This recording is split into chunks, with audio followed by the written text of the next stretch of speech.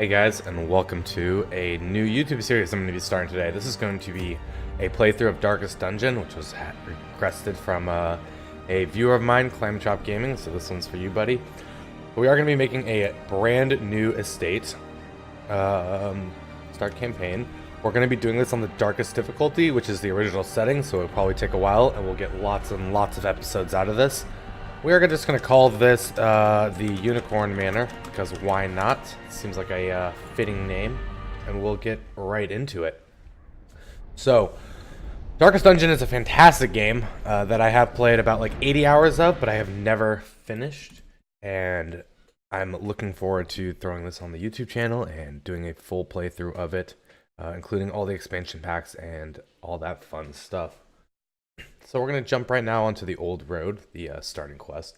The first episode or two is probably not going to be super exciting, as we're still going to need to unlock our buildings and get all of our characters set up so we can actually like keep diving down into the different types of ruins that are below our estate. Slice and dice, maybe get that bleed on. Got the bleed. This should be a pretty easy first encounter. All this stuff during the first encounter should be very easy. Look at that. So let's take a look at Renauld right now. So we have Renauld right now. He's a warrior of light with 10% damage if torch above 75, God-fearing, and he'll only pray for stress relief, and a kleptomaniac, which is an awful thing to have. Kleptomaniacs will often steal items from packs and things littered around the world. We also have Dismas, who is a known cheat, so he's not allowed to gamble in town, but he has stun resist with hard noggin and quick reflexes with +2 speed, which is very nice, especially for beginning engagements, getting that extra bit of speed and ability to go first. Leave nothing unchecked. There is much to be found in forgotten places. Oh, we got Surprise at a light level of 70. Surprise lets the enemy go first, or gives them a speed boost. I'm not exactly sure how that all works. I don't really know if this is a big deal that we got Surprise, as we could just kill this big dude to begin with. If we look, he has a 50% chance to resist stun, but we are going to try to use the stunning blow and see if we can't get that stun off. He did resist it. And Dismas with the lucky dodge.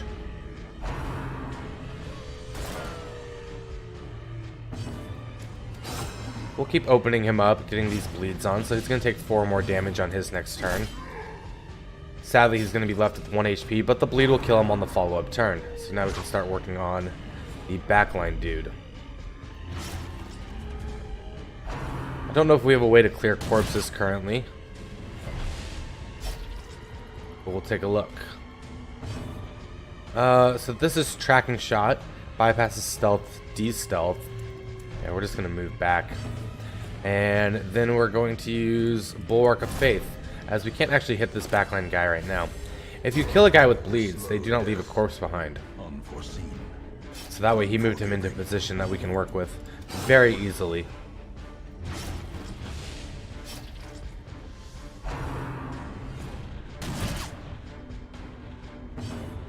And this should be the killing blow. Here we go.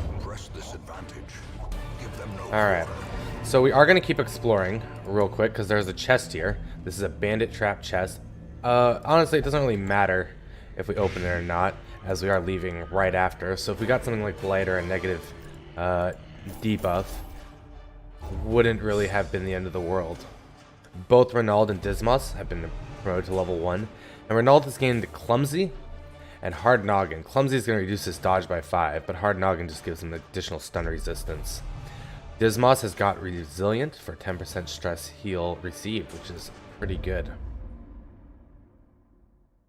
Now we're going to be able to go into our hamlet. Welcome home. And take a look at our first few buildings. So our first thing we're going to look at is our stagecoach, which is going to give us 2 more heroes to work with. And you are bound to them. We could also upgrade the stagecoach. We have 10 deeds, 20 crests, so we're just going to upgrade that to begin with. We don't need to upgrade the roster yet at all. We have the graveyard for all our fallen heroes. Most will end up here. We have the Ancestor Memories, which will show the videos of old encounters. And we also have the Nomad Wagon, where we can buy trinkets and things of that nature. Alright, so that's all we have access to begin with. So we're going to begin by embarking. And we only have one quest available right now. And that is going to be in the ruins. It's the estate map. It is a short objective to explore 90% of the rooms. We're going to get 3,000 gold, 4 crests, and a stun charm, or stun resist by reducing our dodge. If we take a look at these guys, it looks like we have actually some decent abilities with Noxious Blast, Plague Grenade for the stuns, Incision, and a 20% damage increase as well as speed increase. And then on Conagrees, we have a bash that we won't be able to use in our current position, Dazzling Light, which is pretty decent, and 2 heals. So we will use this group. We're going to want to take at least 8 food, 3 torches, 2 shovels. And I think that should be more than enough to dive right into it. So hopefully this first mission doesn't go very poorly. Don't get a lot of stress, and everyone could be ready to roll out into another mission if we need to. I made a mistake though. It's not 3 torches. It's 3 shovels, 8 torches. Okay, well, hey. Made a little mistake, but I'm sure we'll be okay. Luckily, we get another torch here. And luckily, we also have an ability on Kingreens, which will increase our light level, which is going to be Dazzling Light. And that's going to be her primary attack. So as we are in combat, we will be raising the light level just using her. We got a surprise, so everyone gets to attack before they get to go, which is a pretty sweet thing. They do not have a whole lot of health. So Incision applies bleed and has a, but doesn't have a damage reducing modifier, it looks like. We could go with Noxious Blast as well. I think we're going to go for the kill. Give them no quarter. Then we're going to get a Dazzling Light, raising that light level. And we'll go for a Smite, which did not hit, but he was stunned from the Dazzling Light. Now this is all going to be based off speed. We don't have a lot of options. Skeletons do not bleed. If we look down here, we see they have a 200% bleed resist. But our attacks still do some decent damage. Maintain the offensive. So we have an unlocked strongbox, so we are just going to open it. It gave us an extra shovel. Wonderful. The game's being very generous to me right now.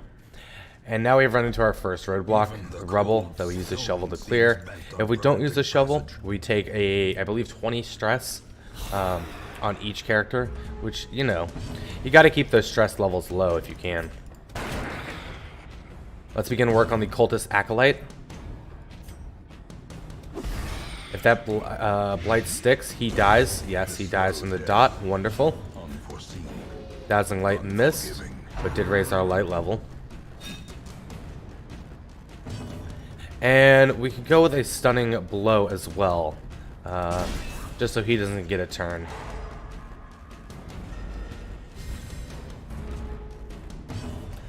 Alright, let's get a stun off on this first one, as he doesn't have any stun resistance.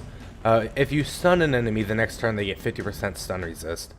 You can still try to chain stun, but your chances of doing so are that much reduced. Continue the onslaught. Destroy them all. And while we can't bleed, we're still going to keep doing these melee attacks. Graveyard Slash for 3 is not bad, and we should be able to get the kills there. Way to go.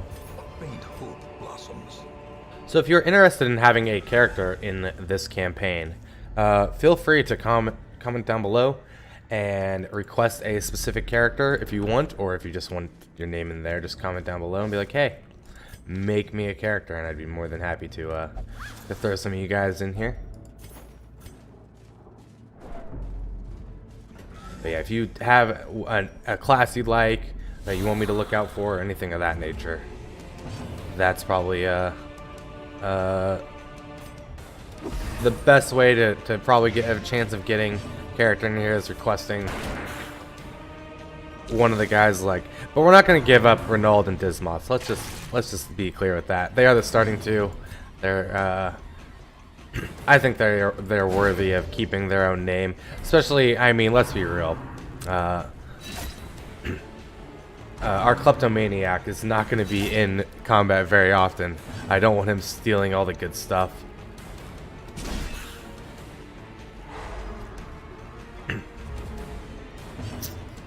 Alright.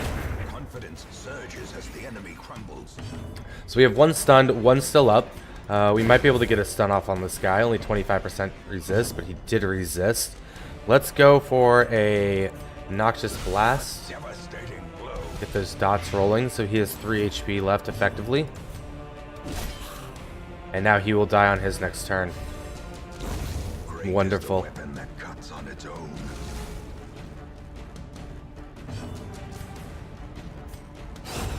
And a solid 8.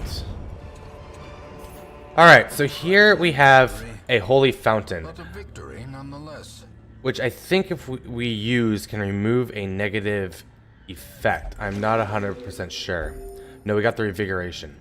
Alright, I may have to look up some of the effects of these fountains so that we can get the most benefit out of them. I know there's something that can like absolutely remove a negative debuff, which is a wonderful thing. So things like that, not like, and when I say debuff, I mean one of these quirks, a negative quirk. And if you can remove some of these negative quirks, keep a lot of the positive quirks, you can be in a pretty good position. So we have 2 more rooms to go through. And see, this is what I mean about kleptomaniac stealing things, though. He just stole the blood, stole 6 food, stole 2 bust. Come on, Renauld. That wasn't necessary.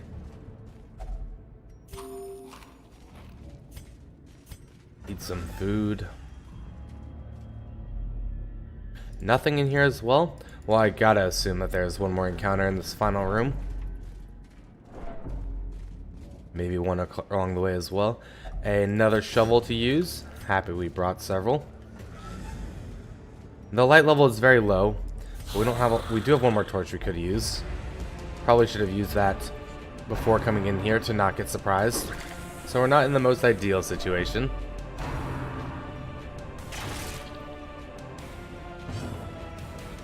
We're going to use that torch just to make the fight a little bit easier. And we'll start by just doing some damage. We could do a Plague Grenade on these two. Oh, both dodging it. Unlucky. You have a 25% chance to resist stun. You have a 25%.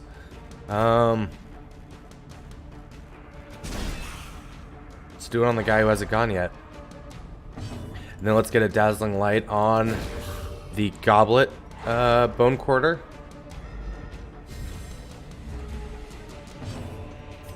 And we'll keep working on this little guy. He has 1 HP left. Try another Plague Grenade.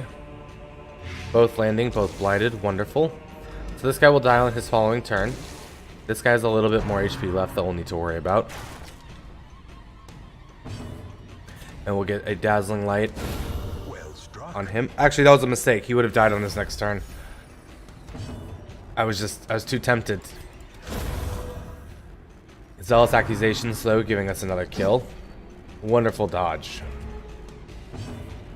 Now, we could throw another Plague Grenade on this guy.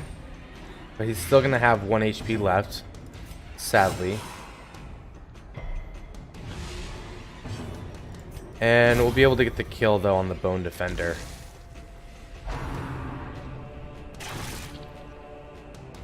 So this guy's guaranteed to die on his next turn, and we're just going to use a party heal. Compassion is a rarity in the fever. Why not? It doesn't really matter what we do. He's dead. Move positions around, Dazzling Lighted. Okay. We'll finally kill him. We'll stop playing with him. So we're going to keep adventuring, so we can take a look at this chest real quick. This is an heirloom chest. I believe you can just open it. We got 4 crests and a portrait. Happily take those.